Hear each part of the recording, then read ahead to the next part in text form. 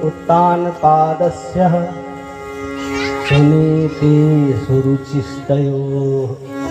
उत्तानपाद की दो रानियां हैं, सुनीति और सुरुचि।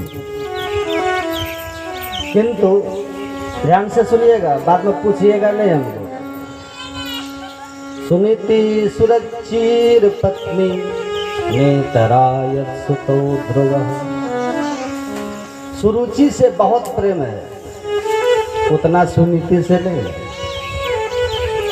हम सब भी उत्तान पाद हैं, हमारी भी दो रानियां हैं, बुद्धिमानी और मनमानी। ये हम सब की दो रानियां, एक सुनीति एक सुरुचि। जो नीति के अनुसार चलती और चलाती है उसका नाम सुनीति, और जो अपनी रुचि से चलती है उसका नाम सुरुचि।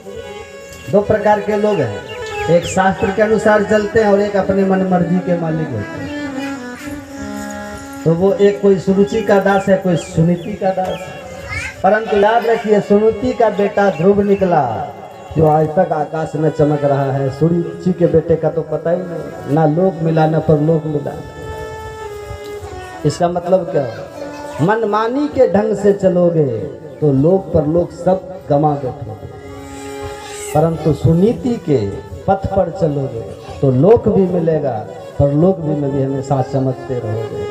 लोक परलोक दोनों सुधारने हैं, तो सुनीति के पथ पर चलो, मनमानी के ढंग से न चलो। इस कथा का संदेश यही है। माँ से कई बार ध्रुव ने पूछा कि माँ, सबके पिता अपने पुत्रों को घुमाने ले जाते, हमारे पिताजी हमारे पास क्यों नहीं आते? वो बेचारी बात टाल जाती। एक दिन मित्रों से जब ये अपने मन की बात कही तो मित्रों ने कहा, भैया ध्रुव तुम तो भाग्यशाली हो, तुम्हारे पिता तो राजा हैं, चलो आज ही हम तुम्हें मिलवाई देते हैं उनसे। तो मिलने चले गए। परिचय देके जब प्रणाम किया तो पुत्र को प्राप्त करके प्रमुदित हो गए राजा। गोद में बैठा करके बड़ा लाड प्यार दुलार दिया। पर सौतेली माँ सुरुचि ने तुरंत हाथ पकड़ के ध्रुव को नीचे उतार दिया। खबरदार, एक अभागिन स्त्री से जन्म लेकर के इतने ऊंचे मनोरथ की सिंहासन पर बैठ गया, शब्द बाण की तरह चुभ गया ध्रुव के हृदय में। माँ, यदि मैं सिंहासन पर बैठना चाहूँ तो मुझे क्या करना पड़ेगा? बोले बेटा जाओ पहले तपस्या करो और भगवान से मांगो कि मेरा जन्म तो सुरुचि के पेट से हो, मेरा बेटा बन, तब तुझे सिंहासन मिलेगा। तो ध्रुव जी रोते रोते घर चले। माँ को सारी बात बताई। माँ को भी बहुत कष्ट हुआ, फिर भी समझाया, देखो बेटा, तुम्हारी सौतेली माँ वो भी तुम्हारी माँ ही है, मुझसे ज़्यादा उसका तुम पर अधिकार है। बच्चों को माताएं डांटती रहती हैं, बुरा नहीं मानना चाहिए। तूने मेरे से कितनी बार पिताजी के बारे में पूछा, मैं नहीं बता पाई तुझे। मैं पिता के बारे में नहीं बता पाई, उसने तो तुझे जगत पिता के बारे में बता दिया। उसने यही तो कहा था, तपस्या करके परम पिता को प्रसन्न कर। अरे बेटा, कितनी बढ़िया बात बताई, क्योंकि इन पिता ने भले तुम्हें गोद से उतार दिया हो, पर वो जगत के पिता की गोद में एक बार बैठ गए तो कभी नीचे नहीं उतरना पड़ेगा। अच्छा माँ, तो वो जगत पिता कहाँ मिलेंगे? बोले बेटा, उनके मिलने का कोई एक जगह स्थान नहीं है, वो तो सब जगह है। बात जम गई और ध्रुव जी धीरे से चुपचाप घर छोड़ के निकल गए। रास्ते में नारद जी मिले।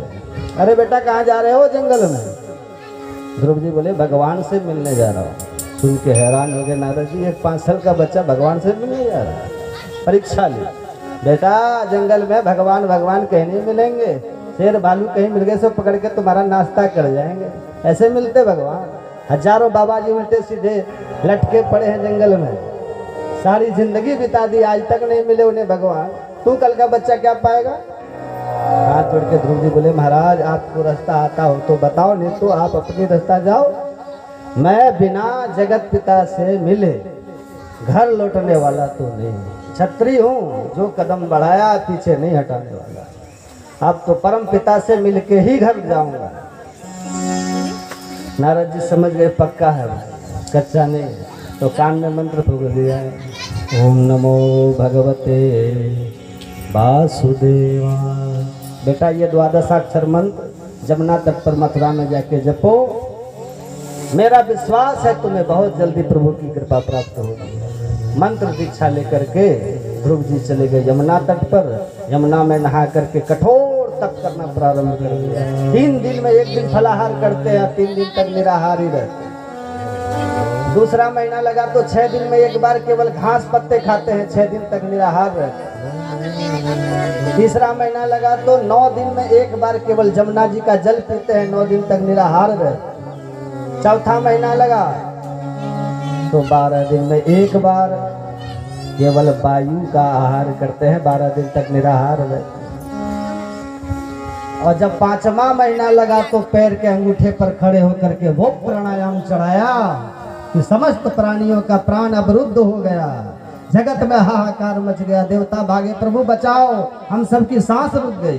भगवान बोले मत घबराओ, और तुरंत गरुड़ पर आरूढ़ होकर के भगवान दौड़ करके ध्रुव जी के सन्मुख आकर के प्रकट हो गए। ध्रुव जी आंख बंद किए खड़े हैं।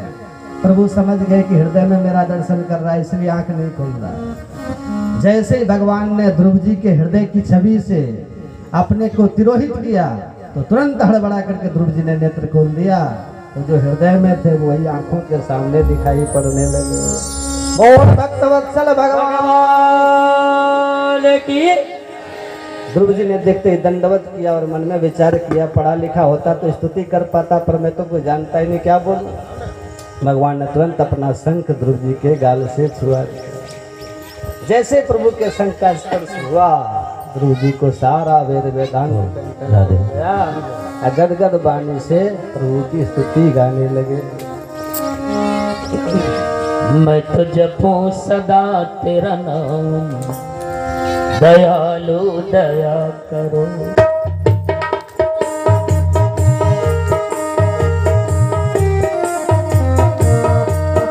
मैं तो जपूं सदा तेरा नाम, दयालु दया करो। मैं तो जपूं सदा तेरा नाम, दयालु दया करो। दया करो प्रभु दया करो, दया करो प्रभु दया करो। दया करो प्रभु दया करो, दया करो हरि दया करो। मैं तो जपूं सदा तेरा नाम, दयालु दया करो। मैं तो जपूं सदा तेरा नाम, दयालु दया करो। राधे सबकी ताली बजे, जय हो।